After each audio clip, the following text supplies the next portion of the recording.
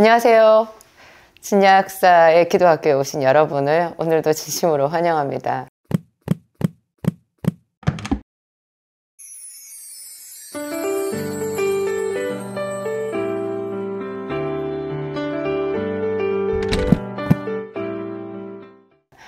하나님께서 기뻐하시는 몇 가지 마음이 있어요. 그런가 하면 또 하나님께서 싫어하시는 것도 있겠죠. 우리는 하나님을 사랑하고 그분께 기도하려고 이 기도학교를 시청하시는 거니까 다 하나님의 기쁨이 되고 싶은 그런 동일한 마음들이 다들 있으실 거예요.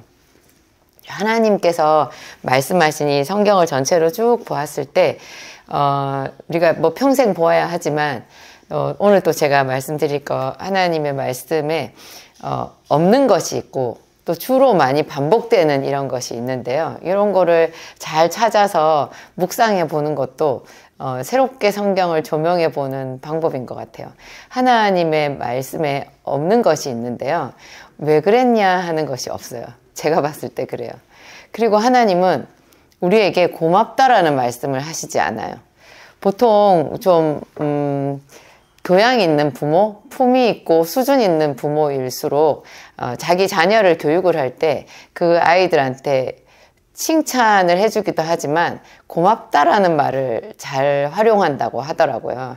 그 아이한테 고맙다라고 말을 하면 그냥 잘했어 라고 말을 하는 것보다 좀 더 그 아이를 인격적으로 자기가 이렇게 대우해 주는 것, 그런 것이 되어서 그 아이를 훈육하는 데 있어서 굉장히 좋은 방법이라고 하더라고요. 왜 고마운지 앞에 이제 말을 다는 게 좋겠죠. 네가 이렇게 해줘서 엄마는 네가 참 고맙구나 이렇게 말을 해주는 거 좋은데요. 그런 면에서 보면 하나님께서 고맙다라는 말씀을 사용하시지 않는 거 좀 특이하지 않으세요? 하나님은 이렇게 사람에 대한 전문가시죠. 우리의 부모가 아버지가 되시고 우리를 단련하시고 이끄시는, 가르치시는 최고의 전문가시잖아요. 그러면 그분은 또 자기 자신을 낮추셔서 사람의 모양으로 되었고 사람으로 이렇게 이 세상에 말씀이 육신이 되어 오셔가지고 우리를 대신하여 십자가에 죽으시기까지 자신을 낮추셨으니까 그러면 고맙다라는 말을 많이 할 것 같잖아요. 그런데 제가 어떤 선교사님이 자기가 그 선교지에서 굉장히 힘들고 어려운 그런 일을 역경 중에서 이렇게 하나님의 뜻을 따라서 이루셨더라고요. 그런 그 간증의 이야기를 제가 읽었는데 그 선교사님이 그 이야기의 끝머리에다가 하나님께서 자기한테 고맙다라고 그랬다는 거예요. 저는 그 선교사님을 뭐 깎아내리려는 마음은 전혀 없고요. 그런 생각 전혀 없어요. 근데 하나님께서 고맙다라고 말을 한 게 뭔가 조금 이상한 거예요. 그래서 제가 그분 말 때문에 하나님께서 고맙다라고 말했다는 그 이야기, 그 부분을 정말 많이 깊이 생각하고 성경을 이렇게 훑어보는 계기가 됐어요. 그런데 하나님은 우리에게 고맙다라는 말씀을 하신 적이 없어요. 성경 전체에 한 번도. 어떤 사람에게도 고맙다라는 말을 하신 적 없고, 그러면 여러분 하나님은 어떤 말씀을 하셨을까요? 고맙다는 말 대신에 잘하였도다 이렇게 얘기하세요. 잘하였도다. 착하고 충성되고 착한 종아 잘하였도다. 내가 너를 기뻐하노라. 심지어 하나님께서 당신의 독생자 예수 그리스도께서 십자가를 지시고 그 일을 이루실 그 일에 대해서도 고맙다라고 말씀하시지 않았어요. 이는 내 기뻐하는 아들이라, 내 사랑하는 아들이라 이렇게 말씀하셨다라는 거 참 신기하지 않으세요? 이런 거 그 하나님이 가지신 그 위대하신 주권, 그 하나님이 얼마나 거룩하시고 높으신 분인지, 이 고맙다라는 말은 대등하든지 아니면 약간 아래에 있는 그런 위치에서 쓰는 말이거든요. 근데 하나님이 아무리 겸손하셔서 당신을 낮추셔도 하나님은 얼마나 높은 분이신지, 절대적인 분이신지를 우리가 그런 부분에서 알 수 있는 것 같아요. 또 제가 맨 처음에 말씀드린 거, 하나님께서 쓰시지 않는 말, 왜 그랬니? 이것은 과거를 묻는 거잖아요. 그러니까 제가 생각해 봤을 때 하나님은 우리에게 과거를 탓하지 않아요. 묻지 않아요. 과거 너 왜 그랬니? 그러면은 그 사람이 했던 그 옛날의 일을 들춰내가지고 그것의 잘잘못을 따지는 이야기잖아요. 하나님은 신기하게도요, 어떤 사람이 무엇을 잘못했을 때도 그 과거를 캐묻지를 않으시더라고요. 그런 것이 에스겔서에 보면 나와 있어요. 어떤 사람이 정말 악을 행했어요. 근데 그 사람이 돌이켰어요. 그래서 하나님 앞에 회개하면 하나님은 절대로 그 사람의 과거를 묻지 않으신다는 거예요. 반대로 그 사람이 정말 하나님께 충성됐어요. 하나님 앞에 혼신의 힘을 다해서 충성되게 일을 했는데 지금 하나님을 배신했어요. 그러면 하나님이 그 사람의 과거에 잘했던 거 하나도 기억 안 하시겠대요. 참 놀랍죠. 하나님이 과거를 기억하시지 않는다라는 거, 과거를 묻지 않으신다라는 그것이요, 정말 우리에게 사실은 소망을 주는 말이에요. 요한복음 9장 이야기를 제가 좋아하는데, 거기서 날 때부터 소경된 사람이 구걸을 하고 있었는데 예수님과 제자들이 그 앞을 지나가다가 제자들이 예수님께 물어봤죠. 라삐어, 저 사람이 저렇게 소경이 된 것은 누구의 죄 때문에 저렇게 됐습니까? 저 사람이 죄를 지었나요? 부모가 죄를 지어서 저런가요? 그렇게 물었을 때 예수님의 말씀은 정말로 신선하고 충격적이고 놀라운 그 자체예요. 그가 죄를 지은 것도 아니고 그 부모가 죄를 지은 것도 아니라 이렇게 얘기해요. 사실 아니겠어요? 제가 오랫동안 묵상했는데 죄 때문이 맞지. 그런데 하나님의 성품은요, 그 죄를 탓하고 싶으시지 않은 거예요. 죄 때문이다 하는 순간에 우리는 그 죄에 매여 있을 수밖에 없고, 그것은 우리를 자책하고, 그렇죠, 우리를 묶어버리거든요. 근데 예수님께서 그 사람에 대해서 하시는 말씀, 그에게서 하나님이 하시는 일을 나타내고자 함이라, 그렇게 말해요. 하나님은 항상 현재를 말씀하시고 현재부터 희망찬 미래의 소망을 말씀하시는 분이더라고요. 언제나 그래요. 그에게서 하나님이 하시는 일을 나타내고자 함이라. 때가 아직 낮으니 우리가 일을 해야 될 때가 아니냐. 밤이 오리니 그때는 아무도 일할 수 없느니라. 이런 말씀을 하시면서 진흙에다가 침을 뱉어가지고, 흙에다가 침을 뱉어서 이렇게 그걸 이겨가지고 그 소경된 사람의 눈에 발라주시고는 실로암 못에 가서 씻고 와라, 그렇게 얘기를 하셨거든요.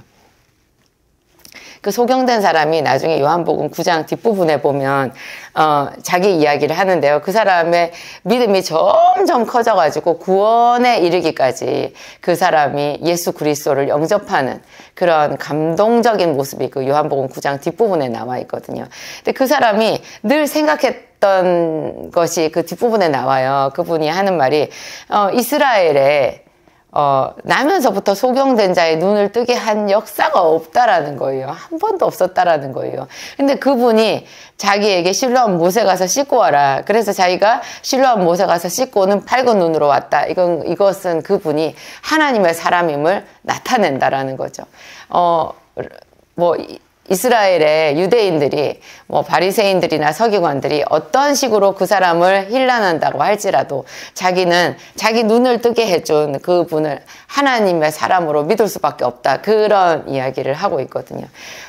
여러분, 거의 다 대부분의 사람들이, 여러분 자신도 그렇고요, 우리도 모르게 다 과거에 매여 있어요. 저는 사람들이 이런 말하는 것을 많이 들어요. 내가 10년만 젊었더라면. 내가 그때 뭐를 했었어야 되는데. 그럼 지금은 못하는 거예요. 항상 사람들은 과거에 매여 있어요. 내가 옛날에 공부를 잘했더라면, 그때 이 사람과 결혼을 하지 않았더라면, 그때 내가 여기에 오지 않았더라면, 항상 이런 얘기를 많이 하고 결론은 뭐예요? 답이 없어요. 그래서 이렇게 될 수밖에 없었다라는 어떤 그런 한탄, 자기 합리화, 이거밖에 안 되는 거예요. 그런데 사실 나면서부터 소경된 사람보다 더 이런 이야기에 그냥 갇혀 있을 수밖에 없는 사람이 또 있겠어요? 그것은 정말 방법이 없는 거예요. 그런데 예수님은 그에게서 하나님이 하시는 일을 나타내고자 함이라 하시고 그 사람의 눈을 뜨게 해줬어요.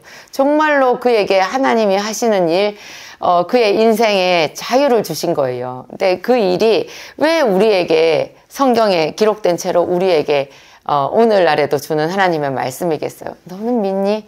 지금 너의 삶에, 지금 현재 너의 삶에 가장 절실하고 필요한 것을 이루어 주실 하나님의 역사를 믿니? 하나님이 하시는 일을 네 삶에 나타내고자 하는 그 하나님의 뜻을 너는 믿니? 그것을 우리에게 메시지로 주시기 위해서 그 일이 있는 거예요. 요한복음 5장에 보면 베데스다 목가에서 38년 된 그 병자 이야기가 나오잖아요. 그 사람한테도 예수님이 가셔서 네가 낫고자 하느냐 이렇게 물어요. 그에게도 너 왜 이렇게 됐어? 이렇게 말하지 않아요. 너 딱 보니 오래됐구나. 근데 여태까지 세상에 저기 좀 들어가 보지. 이제까지 이러고 있어. 이런 말씀 하나도 하시지 않는 거예요.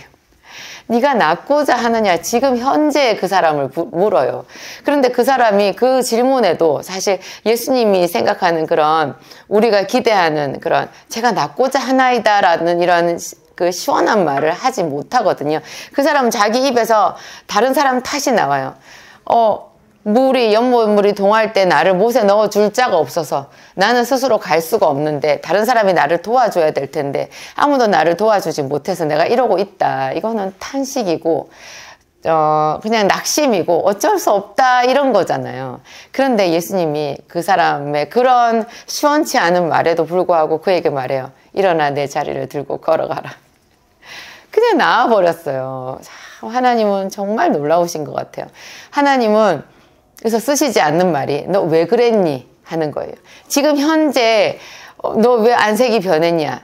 너 왜 내 앞에서 왜 그래? 이런 말은 쓰신 적이 있어요. 가인에게 네가 안색이 변하면 어찌미며 네가 분을 내면 어찌미냐. 지금 현재 화를 내고 안색이 변하고 죄의 소원으로 꽉 차 있는 그 가인에게 너 지금 왜 그러냐 이런 말씀은 하실 수 있거든요. 그 말은 그렇지만 무슨 뜻이냐? 너 지금 그런 거 지금 네 마음을 고쳐먹어. 네가 회개해. 그렇게 하면 너 큰일 날 수 있어.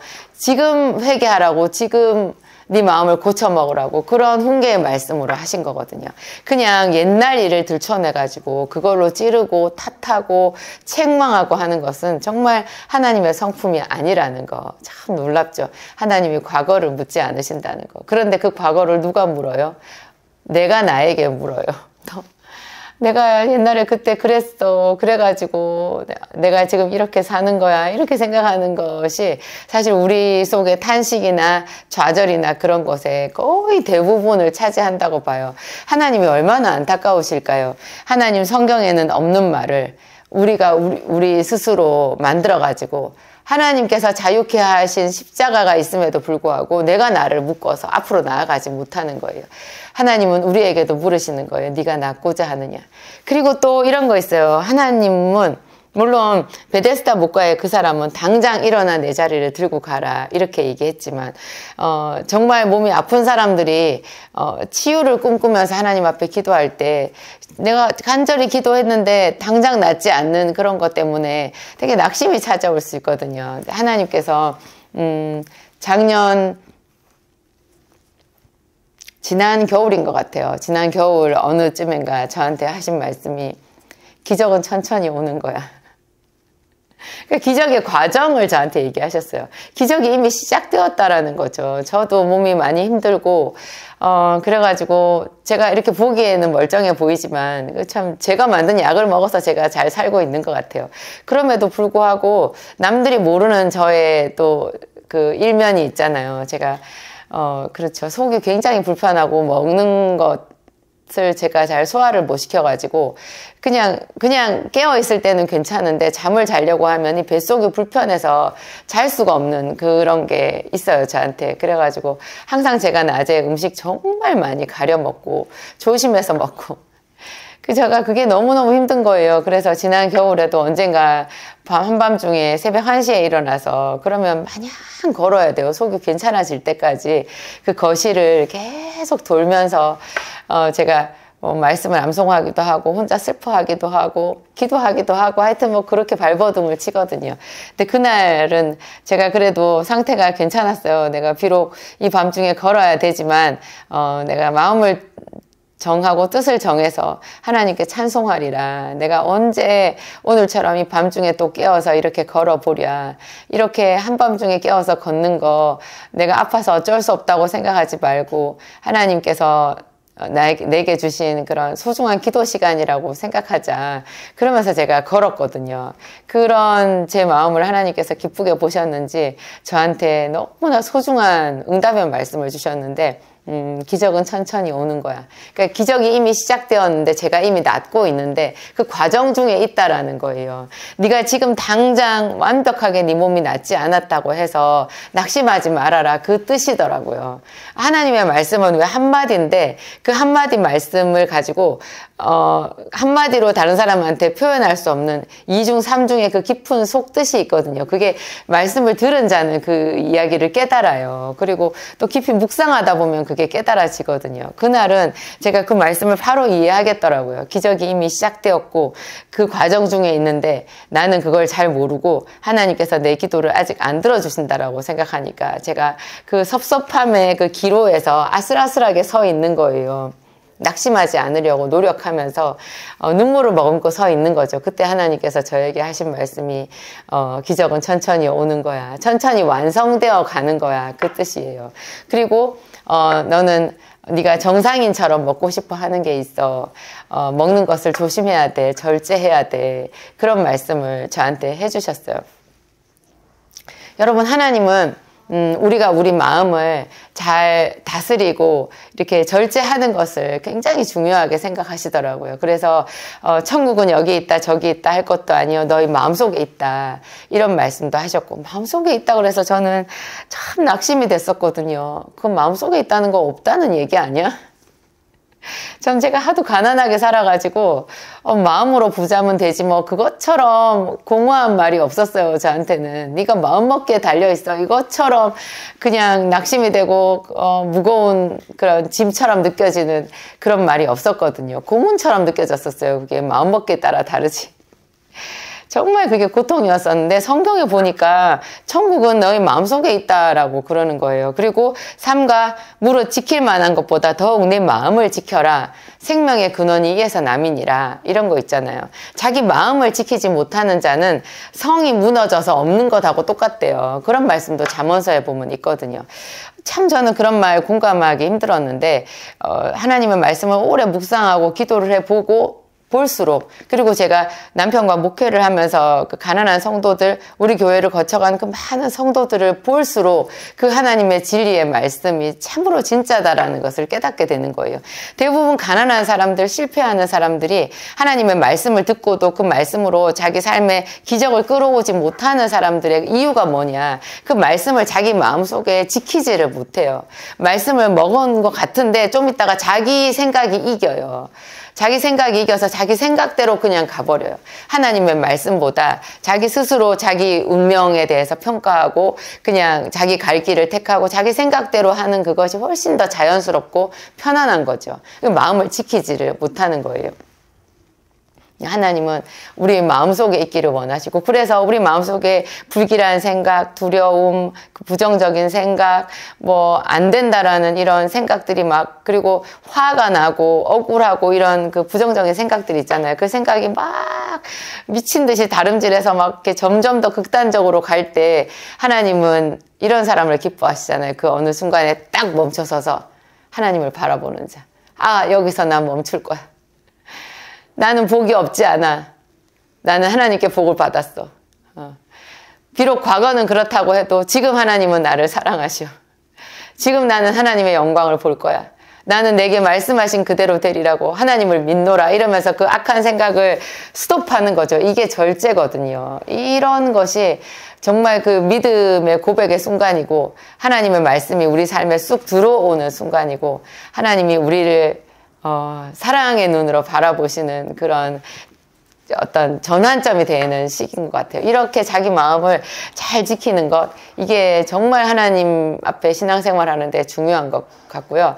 또 하나님이 어떤 분이신가, 그분은 나의 과거를 묻지 않으신다. 여러분 중에 누가 과거의 실패, 또 과거에 내가 잘못한 것에 대해서 자책하고 죄책감에 있는 그런 분들, 이런 하나님의 성품에 대해서 계속해서 자기에게 선포해 보세요.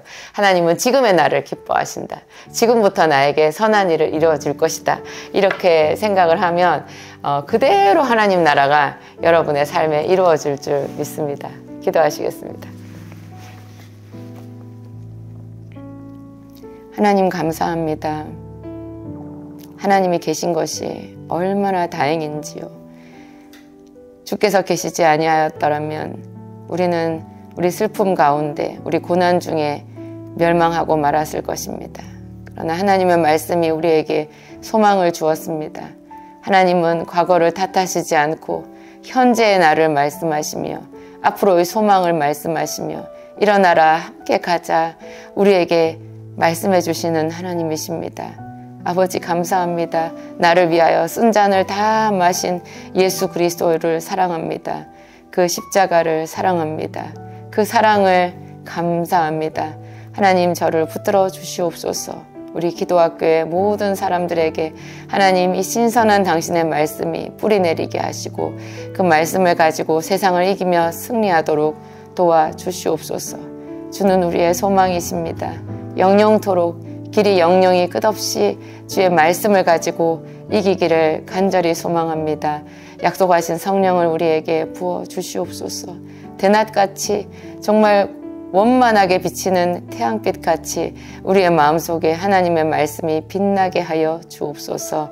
예수님 이름으로 기도합니다. 아멘.